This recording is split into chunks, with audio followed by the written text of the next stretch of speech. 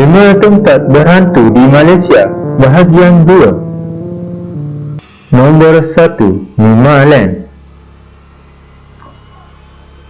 Mimaland adalah satu taman tema air yang sangat terkenal sejak tahun 1980-an. Ramai pengunjung yang mengunjungi tempat ini, terutamanya ketika cuti sekolah.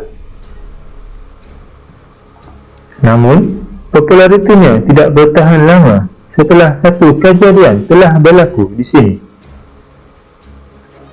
Pada tahun 1993, seorang warga negara Singapura ditemui mati di gelongsor air terbesar itu.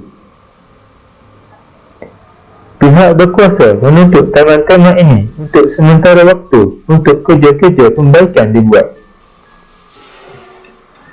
Kejadian yang sama berulang pada tahun 1994. Air berlumpur yang disebabkan oleh tanah runtuh mencemarkan kolam utama. Ianya ditutup kembali untuk kerja-kerja penyelenggaraan sehingga ia terbengkalai sampai sekarang. Dengan keadaan yang terbengkalai, menyimpan 1001 misteri. Antara kisah mistik yang dikaitkan dengan tempat ini adalah hantu tanpa kepala dan juga bunyi suara yang menyeramkan. Disebabkan kisah misteri yang melanda tempat ini memberi ilham kepada pengarah untuk mengambilkan filem berjudul Mimaland pada tahun 2020. Nombor 2, Villa Nabila. Villa Nabila merupakan sebuah rumah yang terbengkalai yang terletak di Johor Bahru. Ianya telah ditinggalkan sekitar 30 tahun lamanya. Pada tahun 2013, negara gempar dengan kehilangan seorang remaja lelaki yang dikatakan hilang setelah memasuki villa tersebut bersama rakan-rakannya. Namun kemudian, kes tersebut ditutup setelah remaja lelaki terbabit ditemui tinggal di rumah kawannya kerana bimbang dimarahi ibunya. Sebelum misteri kehilangan remaja tersebut, villa ini sudah pun mempunyai kisah mistiknya yang tersendiri.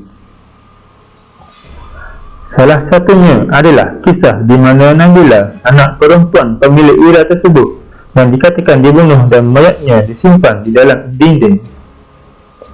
Terdapat pelbagai versi kisah mistik yang menyelubungi villa ini. Kisahnya yang menyeramkan memberi inspirasi kepada pengarah filem untuk menghasilkan filem berdasarkan kisah villa ini. Filem yang berjudul Villa Nabila telah diterbitkan pada tahun 2015. Nombor 3, Bukit Hantu. Mendengar namanya sahaja sudah cukup menyeramkan, apatah lagi tempat ini adalah salah satu tempat berhantu di Malaysia. Tempat ini menjadi kubu Kulai Penang sebelum jatuh ke tangan Jepun pada Perang Dunia Kedua. Tempat ini menjadi lokasi tentera Jepun menjalankan hukuman. Dan hukuman yang biasa dilakukan adalah pancung kepala. Dikatakan tempat ini dihantui oleh roh yang tidak tenteram kerana kekejaman tentera Jepun dahulu. Sekarang, tempat ini dijadikan Muzium Perang Pulau Pinang. Namun, tidak cukup untuk melenyapkan kisah mistik yang melingkari kawasan ini. Adakah anda berani untuk datang ke sini? Nombor 4, Empangan Semenyih. Siapa sangka empangan yang mempunyai pemandangan cantik seperti ini menyimpan kisah misteri, terutamanya ketika malam menjelma.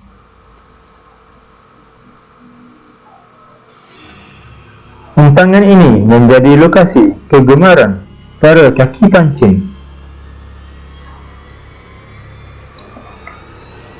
Untuk sampai ke sini, anda perlu melalui lorong yang sunyi dan juga menyeramkan.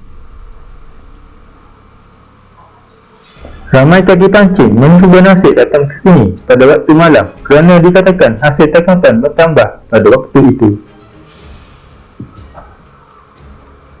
Namun, sentiasa beringat, jangan sesekali datang ke sini seorang diri, lebih-lebih lagi pada waktu malam. Antara kisah seram yang menghantui kawasan ini adalah akan kedengaran bunyi percikan air seolah-olah ada orang yang melempar batu. Ada juga kisah di mana cahaya lampu suluh dihalatkan kepada anda dan datangnya dari arah hutang. Apabila dicari, tiada siapa pun di sana. Tempat ini juga terkenal dengan kes-kes jenayah seperti pembunuhan dan rompakan. Jadi, jangan sesekali ke sini seorang diri.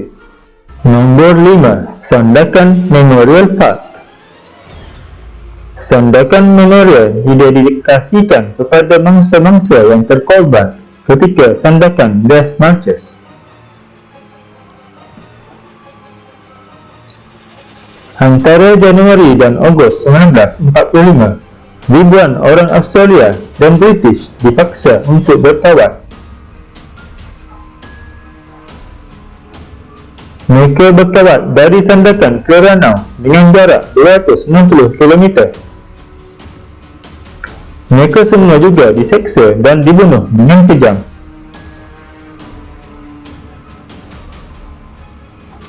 Dikatakan, roh-roh mangsa yang tidak tenteram merayau-rayau di kawasan tersebut akibat kekejaman ke atas mereka. Ada juga cerita misteri yang mengatakan melihat seorang wanita bermain huraian di tengah-tengah tasik di situ. Suara jeritan dan tangisan juga kedengaran di situ yang dikaitkan dengan penemuan seorang perempuan yang ditemui mati di situ.